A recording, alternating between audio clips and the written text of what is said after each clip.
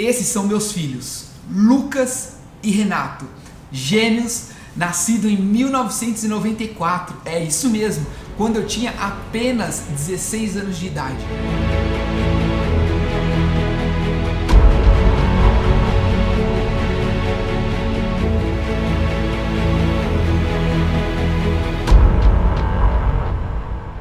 Fui pai muito cedo e foi um tremendo susto.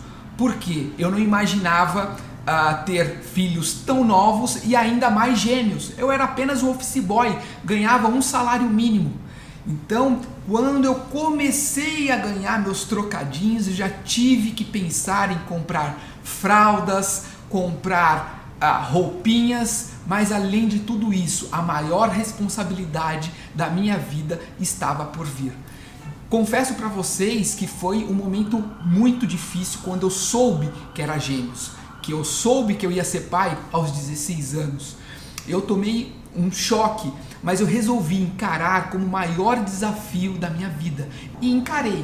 A minha realidade não era das melhores, financeira, psicológica, mas eu tinha uma família que já me apresentava a Jesus. E naquele momento foi quando eu resolvi me apegar com Jesus para vencer tantas as dificuldades, porque eu era muito novo. As crianças também, quando eles nasceram com dificuldade na sua saúde. Eles precisaram fazer cirurgia e eu me lembro um fato muito curioso. O fato é que ambos choravam muito, claro. Quando um acordava, quando um chorava, acordava o outro, vice-versa. Eu lembro que quando eu entrava no ônibus para ir trabalhar, era meu melhor sono. Eu não via a hora de entrar no ônibus para poder dormir. Olha que loucura. Mas era para você ver o tamanho das minhas dificuldades. Ainda eu estudava, estava no ensino médio. Depois do trabalho, ia para a escola e no outro dia acordava às 5 da manhã.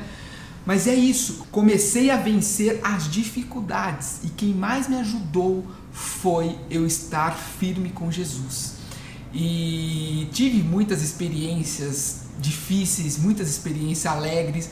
Até vou tocar a bola pro Lucas, o que ele acha? O que ele achou de ter um pai tão novo? Né? Me conta aí, Lu. Então, o bom de ter pai novo porque quando a gente cresce e fica mais velho, a gente consegue conversar como amigo mesmo, né? Tanto que meu primeiro emprego foi com a minha avó, que é a mãe do meu pai. Só que logo de cara, 3, 4 meses depois que eu fiquei lá trabalhando com a minha avó, eu já comecei a trabalhar no escritório do meu pai quando eu tinha meus 17 anos. E foi daí em diante que a nossa relação melhorou bastante mesmo, a gente se uniu. E hoje eu posso falar, ainda falo pra ele que meu melhor amigo não é pessoas que eu fiz da faculdade, não é pessoas que eu conheci na escola, mas já falei isso várias vezes para ele no escritório, nos nossos cafés, que meu melhor amigo hoje é realmente o meu pai mesmo. Inclusive é das pessoas que eu mais me espelho aonde eu quero chegar, ao tipo de pessoa que eu quero ser. Acho que isso é nítido para todo mundo, que eu espelho são pelo menos 1% que meu pai é, eu almejo chegar nesse patamar. Tá vendo? Então percebe que nós pais, nós somos espelho o tempo inteiro. É importante a gente falar, é importante a gente ensinar, mas o mais importante é nossos filhos ver em nós uma autoridade, ver em nós respeito, caráter.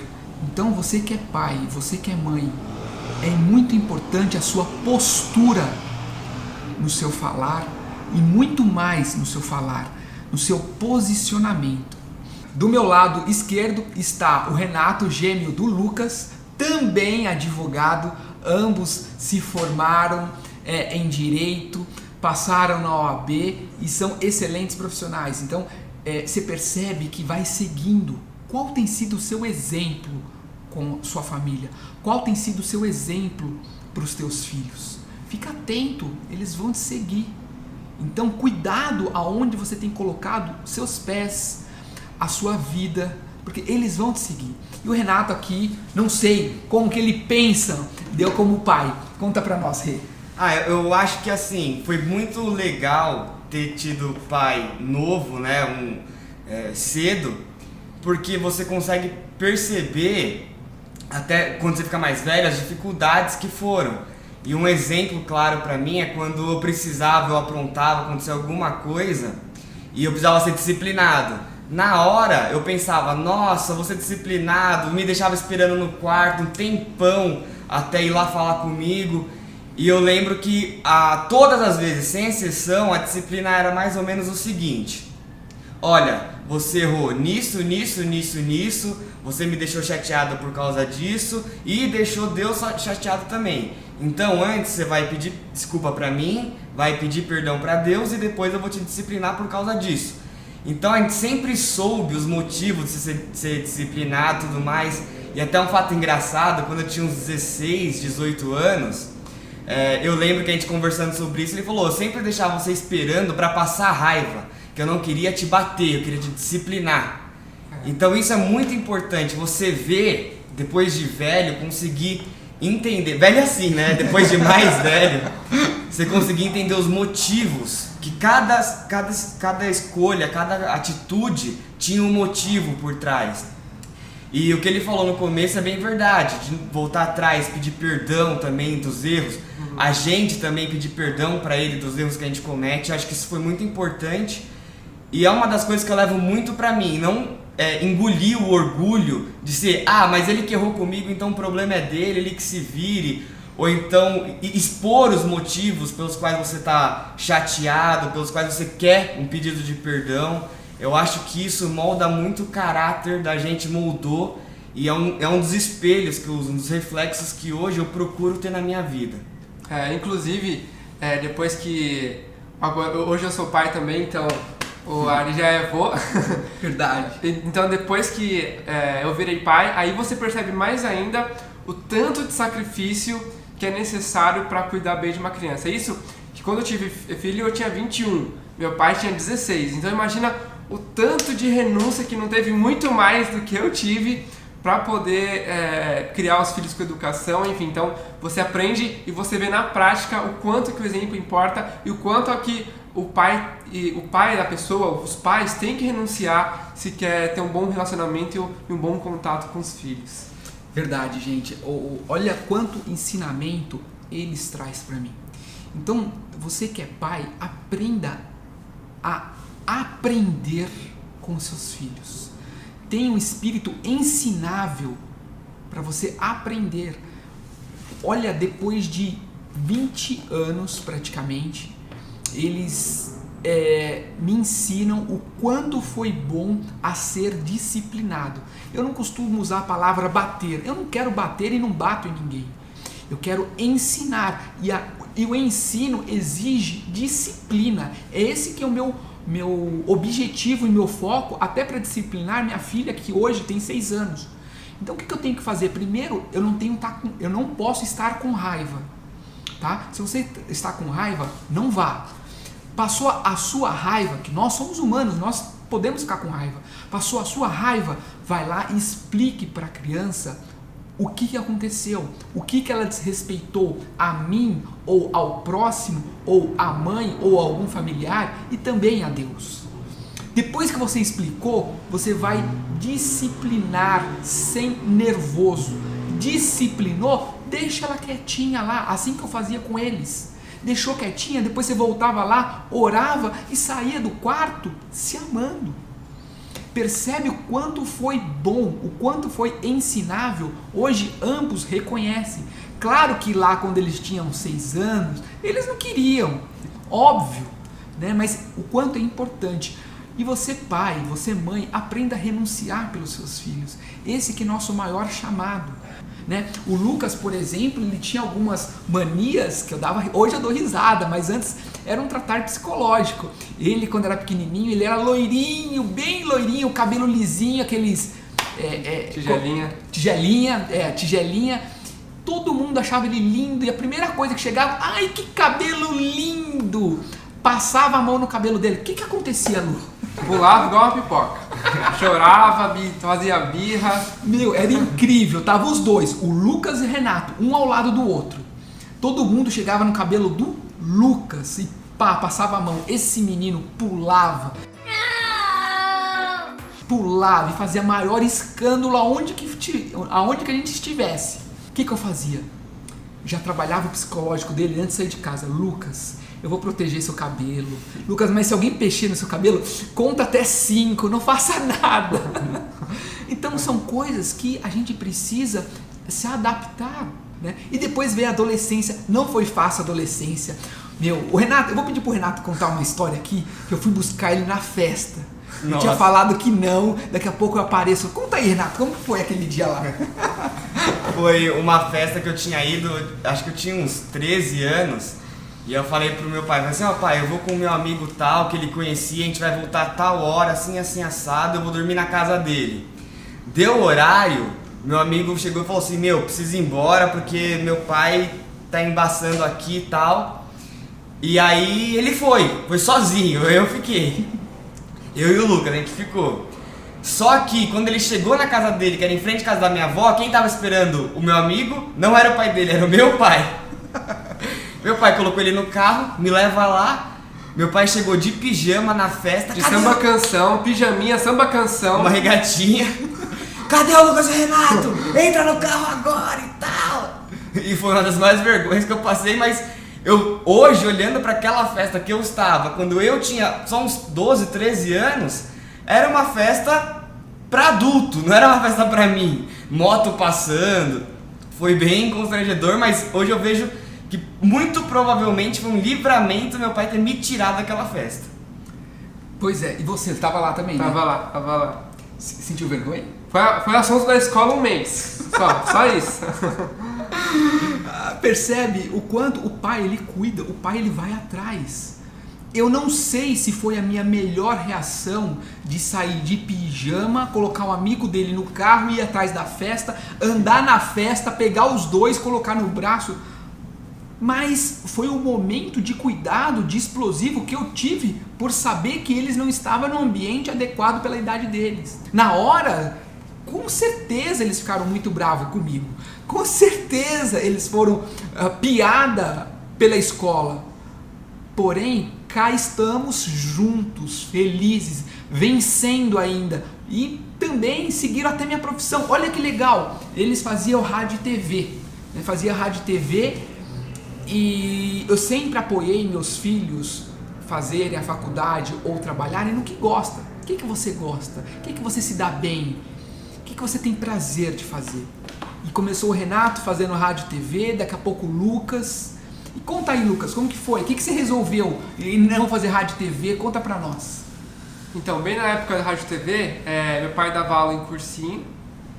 Eu assisti uma aula dele de cursinho, gostei da aula. E também nessa mesma época comecei a estudar para um concurso público do Banco do Brasil, que também tinha direito. E aí juntou, que eu tive contato com direito, vi meu pai dando aula, acho que era direito constitucional, né, que se dava aula. E aí eu assisti uma aula de direito constitucional, falei, vou fazer direito, acho que é isso aí que eu gostei da vida, resolvi entrar na faculdade de direito também. E você? Eu comecei a trabalhar com 16 anos numa TV de esporte, né, a ESPN do Brasil. E aí, indo lá, eles só contratavam um estagiário, eu era aprendiz, menor aprendiz. Eles só contratariam um estagiário a partir do 2º ano de faculdade. Só que eles iam abrir uma exceção para mim e me contratar como estagiário a partir do 1º ano. Então eu fui, me matriculei em rádio e TV e tudo mais, só que eu repeti o 3º ano do ensino médio. E aí, eu não pude começar a faculdade, meu contrato venceu na ESPN. E quando eu vi que ia vencer, que não ia dar, eu fui fazer direito também por causa da aula do meu pai, que eu fui junto com meu irmão. Gostei bastante, comecei a entender melhor, fazer perguntas para ele. E aproveitei esse período do meu 2º, 3º ano para aprender melhor sobre a profissão, sobre o que é advogar, sobre o que é advocacia, um pouco mais sobre direito. E resolvi, então, mudar para a faculdade de Direito e hoje eu não me vejo em outra área. Um fato muito engraçado, quando eu montei meu escritório, eu, assim, economizei muito e consegui montar minha primeira salinha comercial de 22 metros quadrados. Eu e meu sócio. Aí eu contratei meu primeiro funcionário, o Lucas. Quando eu contratei o Lucas, o contrato de trabalho com o Lucas era para ser recepcionista, faxineiro, office boy, analista, estagiário, era X tudo. entendeu? E ali, o primeiro dia de trabalho dele foi o melhor. Conta pra nós, Lucas. Ó, o primeiro dia de trabalho foi dia 17 de abril de 2012. Inclusive, era o dia do aniversário do sócio do meu pai na época, né? E nessa época, meu pai nem trabalhava no escritório, que era tão pequenininho, estava tão começando, que ele tinha um emprego fixo e ficava no escritório só eu e o antigo sócio dele. Legal. Comecei a trabalhar, comecei a organizar as pastas. Pô, não tô legal, passando, não tô legal, tô enjoado. Eu tava sozinho no escritório, era umas 9 da manhã, tava sozinho. Meu, almocei, era meio-dia, zoado. Cheguei, levantei da mesa de recepção, vomitei no lixo da recepção. Meu, não tô legal, mas não vou embora. Encostei a porta do escritório, tinha um sofazinho na recepção, deitei no sofazinho da recepção, esperei o sócio chegar do escritório. Eu falei, doutor, tô passando mal, tô indo embora. Tchau, isso 1h da tarde. Deixei o lixinho sujo pra ele recolher e fui. Peguei um atestado de 7 dias no meu primeiro dia de trabalho. Como pode isso, gente? Eu não demiti, tolerei. Agora com o Renato também teve um fato muito engraçado também. Foi socorrer o irmão. O Renato passou a trabalhar posteriormente lá no escritório também. E ambos iam a pé para a faculdade. Não tinha carro, não tinha moleza. Então, e para economizar dinheiro também, eles saíam do escritório e faziam uma caminhada de 20, 30 minutos até a faculdade. Aí daqui a pouco, os meninos, eles não são tão grandes, né? E aí sofreram uma tentativa de roubo. Conta pra nós, Renato, você correndo lá. Nossa, esse dia foi engraçado.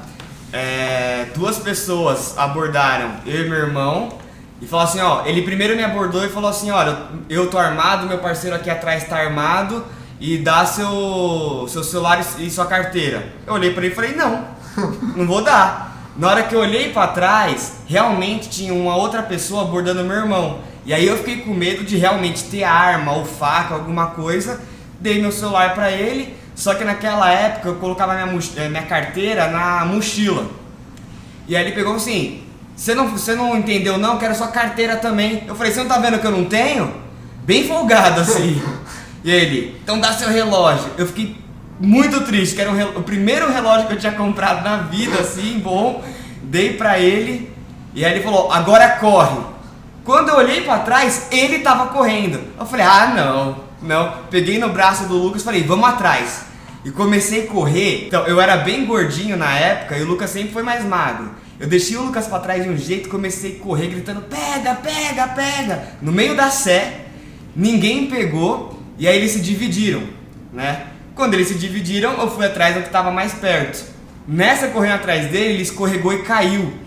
E jogou o celular do Lucas longe. Eu peguei o celular, quando eu voltei para tentar segurar ele, fazer alguma coisa, já estava correndo de novo. Resumo, voltei com o celular do Lucas, perdi o meu celular e o meu relógio. Ainda cheguei num policial que tava lá e falei, você não viu que eu tava gritando desde lá de trás que o cara tá correndo, que tinha me roubado? Ele, não vi. Eu falei, então tá bom, você quer pra delegacia fazer um BO? Eu falei, eu não, vou pra faculdade que eu tenho mais o que fazer. Gente, presta atenção, nunca reaja ao assalto, nunca. Não faça isso, tá bom? Segundo, olha como que Deus guarda. Olha como nós vivemos a proteção de Deus. Nós não podemos colocar nossos filhos em uma bolha e não deixar que eles não façam nada sozinhos, senão eles nunca vão aprender. Então, ore, entregue para Deus, peça para Deus colocar anjos ao redor da vida deles, ao redor do carro deles, por onde eles passarem, porque certamente eles serão bem-sucedidos. Essa foi um pouquinho da minha história de vida. Que Deus te abençoe, cuide de sua família, consagre tua família em primeiro lugar, que certamente vocês vão viver o melhor de Deus. Que Deus abençoe. Do meu lado esquerdo está o Renato, gêmeos. Gemeu. Deixa eu cortar, que eu me engasguei. Deixa eu pensar. Mas qualquer fato engraçado? Eu deixei o Lucas pra trás de um jeito. Eita, cortar.